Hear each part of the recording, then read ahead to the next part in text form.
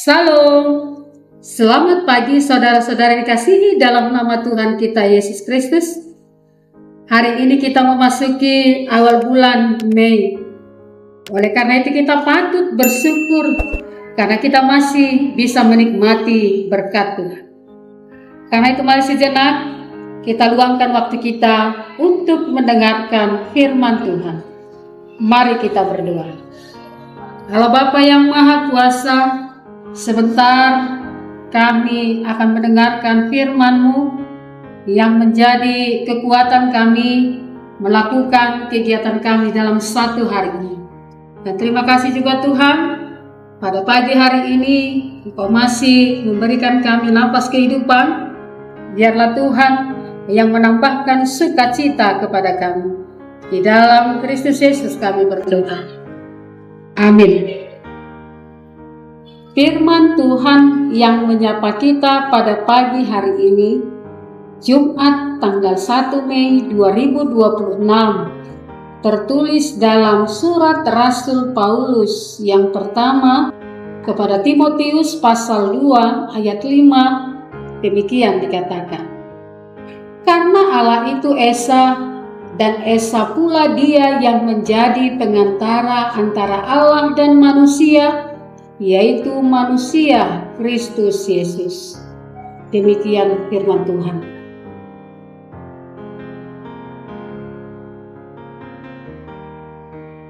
Saudara-saudara yang dikasihi dalam nama Tuhan kita Yesus Kristus, perantara atau pengantara adalah orang yang bertindak sebagai penengah yang berusaha mendamaikan suasana di antara dua pihak demi mencapai sebuah kesepakatan.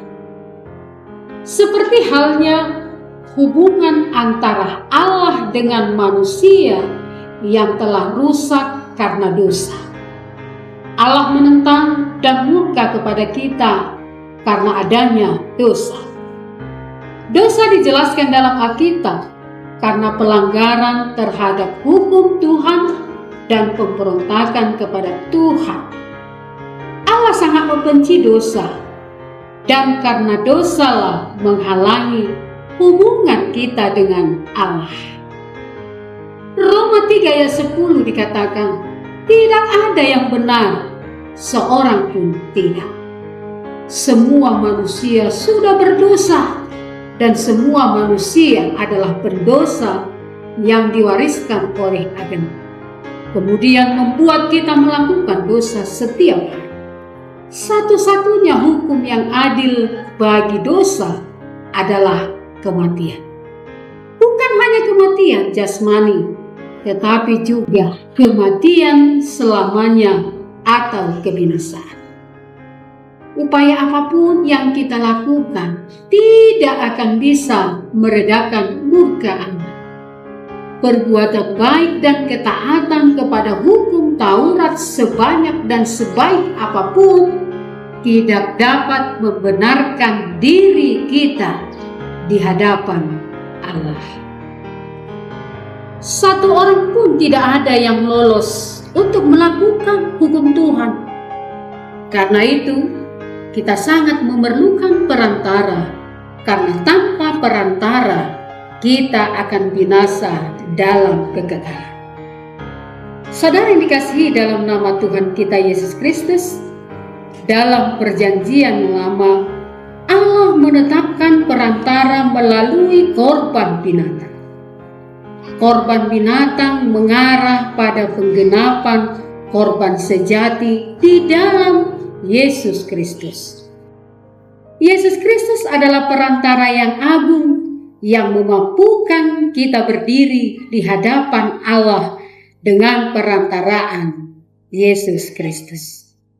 Di kayu salib, Yesus telah menanggung setiap pelanggaran dan dosa kita. Hanya melalui perantara Yesuslah kita memperoleh keselamatan dari hukuman dosa yang tidak bisa kita bayar dengan apapun yang kita miliki, baik harta, jabatan, dan kekuasaan. Keselamatan yang Tuhan Yesus berikan itu gratis alias cuma-cuma. Yesus Kristus adalah korban pendamaian antara Allah dan manusia, di mana kita sebelumnya telah rusak oleh karena dosa, dan kini sudah dipulihkan dan dibenarkan kembali, sehingga kita layak datang dan berdiri di hadapan Allah. Ibarat bejana yang telah pecah dan tidak berguna lagi, lalu diambil tukang bejana dan diperbaiki sehingga kembali berguna dan berharga. Tuhan telah mengambil kita dari lumpur dosa, di mana kita telah rusak oleh karena dosa, tetapi karena kasih-Nya kita disucikan dari dosa dan diperbaiki, sehingga kita berharga di hadapan Allah. Karena itu, hanya Yesuslah perantara kita, dan Dialah jalan satu-satunya bagi kita untuk datang kepada Bapa. Tidak ada jalan lain, tidak ada banyak jalan menuju surga. Hanya Yesuslah jalan satu-satunya. Tuhan Yesus sendiri berkata, "Akulah jalan dan kebenaran dan hidup. Tidak ada seorang pun yang datang kepada Bapa kalau tidak melalui Aku." Yohanes 14 ayat 6. Dialah imam besar kita yang telah membenarkan kita, sehingga ketika Yesus mati di kayu salib, tabir yang ada di bait Allah yang memisahkan ruang kudus dan ruang maha kudus terbelah dua, yang menunjukkan bahwa kita bisa langsung memohon dan berdoa kepada Allah melalui Yesus Kristus. Itulah sebabnya ketika kita berdoa, kita mengucapkan dalam nama Tuhan Yesus kami berdoa, sebab Yesuslah satu-satunya perantara kita dengan Allah Bapa. Kita harus bersyukur punya Allah yang memberikan Yesus Kristus putranya sebagai perantara bagi kita, sehingga kita dilayakkan di hadapan Allah dan kita memperoleh keselamatan dari maut dan kematian. Karena itu, buanglah kesombongan dan keegoisan, tetapi tetaplah bersyukur dan rendah hati, sama seperti Yesus yang rendah hati dengan setia mau mengorbankan dirinya mati di kayu salib untuk menyelamatkan kita manusia yang berdosa. Segala sembah dan puji bagi Dia. Amin. Kita berdoa. Terima kasih Allah Bapa, kami telah mendengarkan firman-Mu pada pagi hari ini. Kau menyuarakan kepada kami bahwa Engkau adalah perantara kami agar kami memperoleh keselamatan dan kehidupan yang kekal yang telah Kau sediakan. Hanya satu jalan Tuhan, hanya Engkau satu-satunya agar kami dapat meraih kehidupan yang kekal. Terima kasih Bapa, ajari kami untuk melakukan firman-Mu.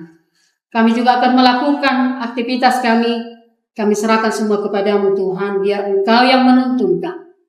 Bagi jemaat yang masih dalam keadaan sakit, yang terbaring di rumah, yang terbaring di rumah sakit, Tuhanlah yang memberikan kesembuhan, memberikan kekuatan, dan yang menopang semua jemaat-Mu yang dalam keadaan sakit.